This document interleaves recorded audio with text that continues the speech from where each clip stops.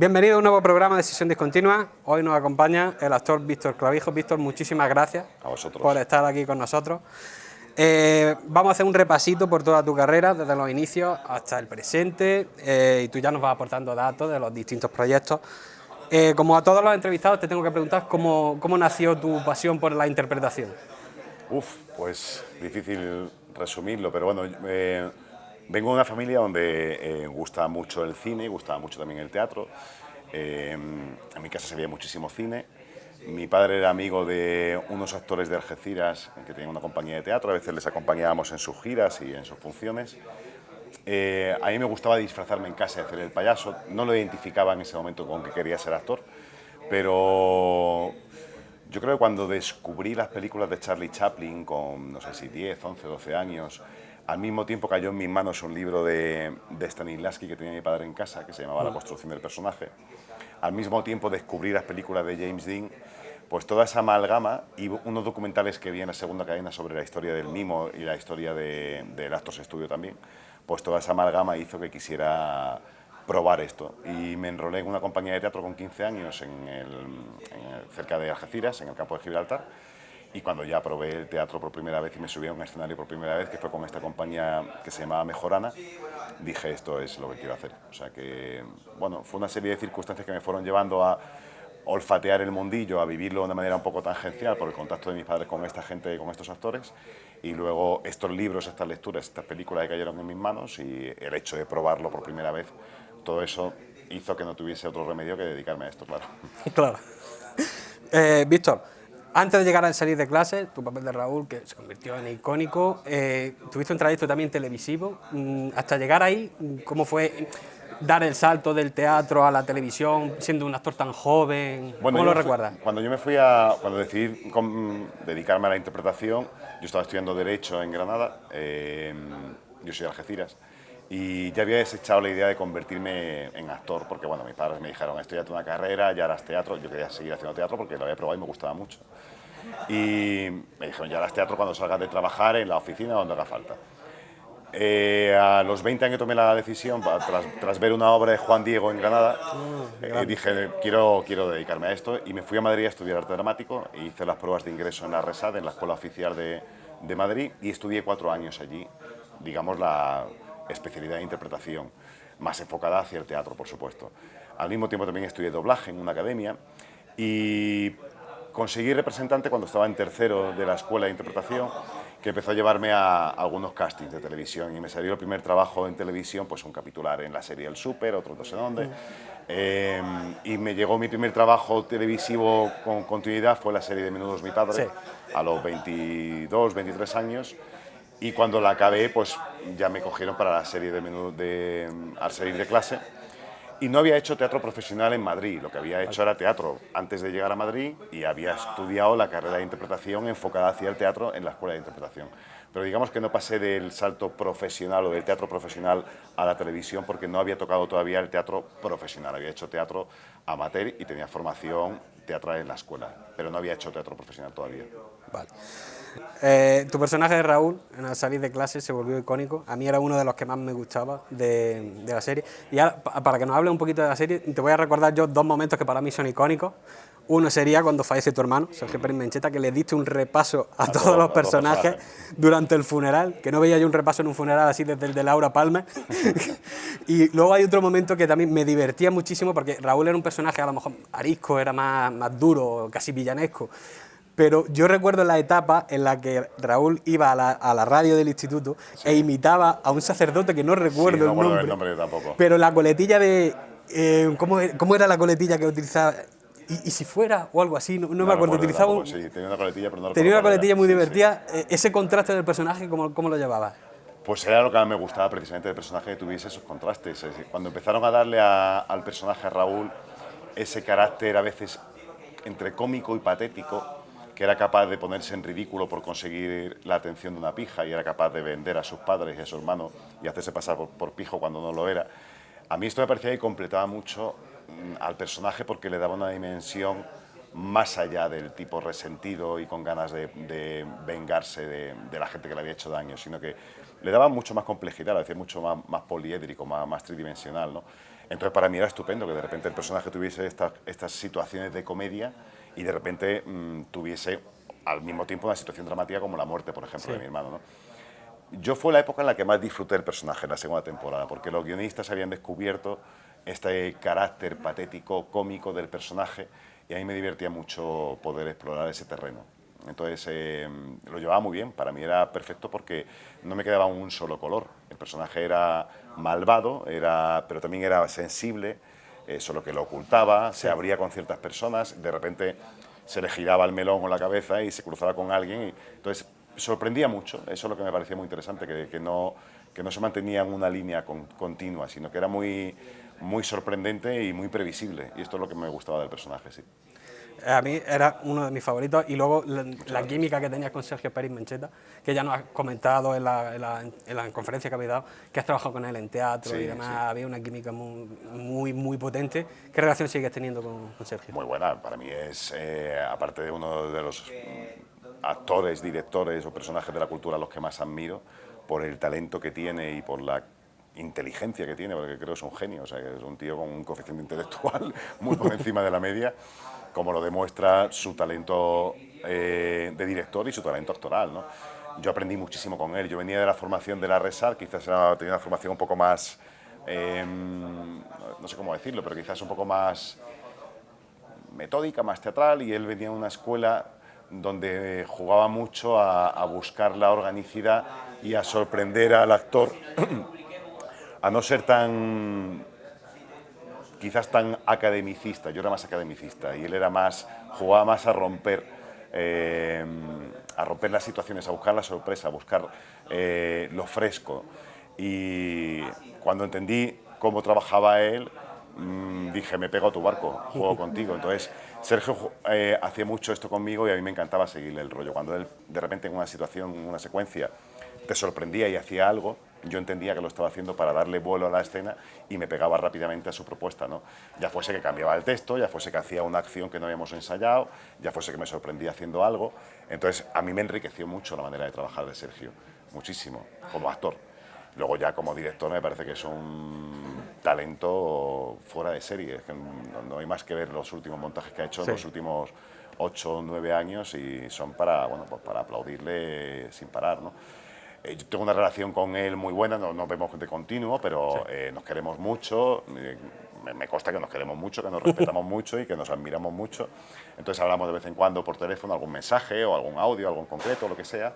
Lo he visto hace un par de semanas en persona porque he ido a ver su último montaje y he salido maravillado. Y sí, hablamos, no te voy a decir de continuo, pero hablamos de vez en cuando, sí. Raúl, perdón, quería hablar de Raúl, porque te he comentado el tono villanesco de ese personaje, pero es que luego participaste en una de mis series españolas favoritas que era Policía, y ese personaje era muy complicado porque también era muy... Otro villano, sí. Un villano total. Sí. ¿Cómo fue trabajar en esa serie? Que desde mi punto de vista, a nivel de puesta en escena, yo creo que se adelantó a muchas series españolas ahora. Sí, sin duda. Pues no, fue un personaje, pues esta oportunidad de interpretar, porque Raúl tenía más matices, este era un villano más villano, ¿no? Y siempre es muy divertido interpretar al villano y cabrear al público, ¿no? El público te odie un rato, es muy divertido. Entonces, siempre y cuando el público entienda que es un trabajo, lógicamente. Claro. Bueno, pues era un personaje muy villano, era pues eso, un director de Snap Movies, que seducía a la protagonista y la introducía un poco en el mundo pornográfico a priori, pero luego con la excusa de secuestrarla o con la intención de secuestrarla y hacer con ella una snuff movie, ¿no? Bueno, fue un personaje que disfruté muchísimo. Duró solamente, no recuerdo si fueron 3 o 4 capítulos, pero fue un disfrute, sí. Genial. Y era, bueno, pues un poco un salto hacia adelante en lo que había venido haciendo hasta ahora, que era pues un trabajo más de personajes juveniles, ¿no? Ya por edad estaba un poco más adaptado a mi propia edad el personaje, por complejidad también un poco más a la edad que yo tenía, entonces bueno, fue un regalo y fue una oportunidad también que agradecí mucho, sí. Y aunque el salto temporal... Que no fue el único, además, perdona, sí, el único personaje, que luego me llegó otro personaje capitular también en Génesis, que era un poco casi una continuación de este otro, porque también era otro director de Snap Movies. O Y sea una que, serie de acción también. sí, también de claro. acción, en la serie Génesis, que también era policíaca, y me tocó interpretar también a otro director de Snap Movies, con lo cual, bueno, tengo un poco el máster ya en directores de Snap Movies. Y te iba a comentar que ya con un salto grande en el tiempo, pero pasamos del personaje, como dices, villanesco, al seductor. Porque luego ya tu personaje de Lope en el Ministerio del Tiempo, un personaje recurrente, ¿cómo lo afrontaste? Porque es que la versión que diste de Lope es maravillosa en esa Muchas serie. gracias. Pues mira, yo creo que ahí tuvo que ver un poco, aparte de que el guión es maravilloso y era muy fácil jugarlo, o sea, ha sido de los personajes que menos me ha costado interpretar. Lo pienso ahora, yo hice cuando estaba en la escuela en la Resá, escribí una obra de teatro que era una versión del Don Juan Tenorio, una versión divertida, me traía al Don Juan de Tirso de Molina al siglo XX y lo despertaba en el siglo XX junto con Catarinón, y entonces este Don Juan intentaba seducir a las mujeres y se encontraba con que las cosas habían cambiado en el siglo XX, ¿no? Con que su modus operandi o su carácter seductor ya no servía. Entonces pienso que de alguna manera este trabajo que yo había hecho en la escuela con este personaje, este Don Juan divertido, que había escrito, que había mostrado en un trabajo de clase, de alguna manera esa semilla a lo mejor estaba ahí para el personaje de Lope. Lo pienso ahora, a posteriori. Y el Lope lo que me dio es la oportunidad de sacar ese lado divertido, seductor, canallesco, que uno lleva dentro, pero que no se atreve a explorar y a sacar en su vida diaria porque uno no es así, ¿no? Entonces me dio la oportunidad de jugar a eso, jugar al fucker divertido, que además seduce de una manera divertida y de una manera en la que uno dice, joder, qué cabroncete, cómo la suelta, ¿no? Entonces es muy divertido hacer eso, que te den la oportunidad de sacar eso con un personaje, eso que uno lleva dentro y que no se atreve a sacar, porque yo soy más tímido y no soy nada seductor en mi vida privada, pues oye, fue una ocasión para volcar eso en ese personaje. Pero me resultó muy fácil, en contra de lo que pudiera parecer, porque es Lope de Vega, ¿no? Pero en cuanto encontramos la clave, y la clave era no interpretar a un escritor, porque eso ya se suponía, eso era su oficio, sino interpretar a un tío que lo que desea es amar y acostarse con mujeres Sí. y seducirlas con la labia o mintiéndoles, engañándoles, pues bueno, ya el trabajo se convierte en algo mucho más divertido en el que no tienes que comerte la cabeza pensando cómo sería Lope de Vega, cuántas obras escribió, Dios mío, me falta por leerme esta, entonces no puedo interpretarlo. No, eso es otro tipo de trabajo. Este Lope de Vega que se hizo en el Ministerio del Tiempo era un tío más de tierra y por tanto para mí fue mucho más divertido hacerlo.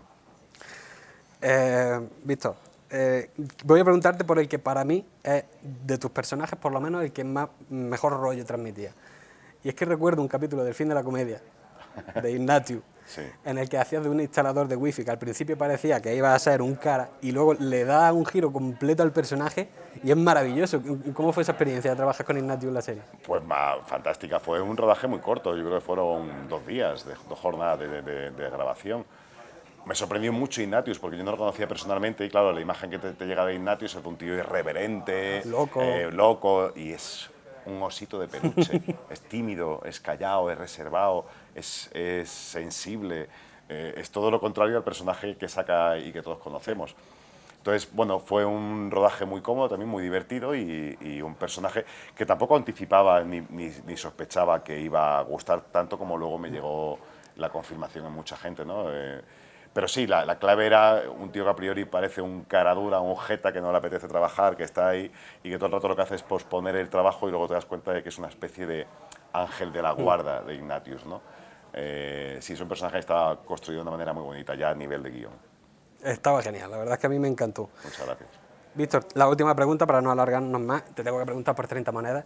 Y antes de hablar de 30 monedas, me gustaría hablar del troleo que hiciste por Twitter, porque como yo te sigo, recuerdo que cuando empezó a emitirse los primeros episodios decía, he estado viendo la serie esta de 30 monedas y está bien, y mucha gente todavía no sabía que tú ibas a Bueno, participar. claro, es que no lo hizo de una manera Intencionada. O sea, intencionada de hacer un troleo, sino que no podía adelantar. Claro, claro. Lógicamente, como bueno, la productora pues había decidido, lógicamente, que ciertos actores hiciesen la Sí. promoción, los protagonistas, pues el resto del reparto yo no sabía hasta qué punto me estaba permitido o no anunciar que iba a estar en la serie.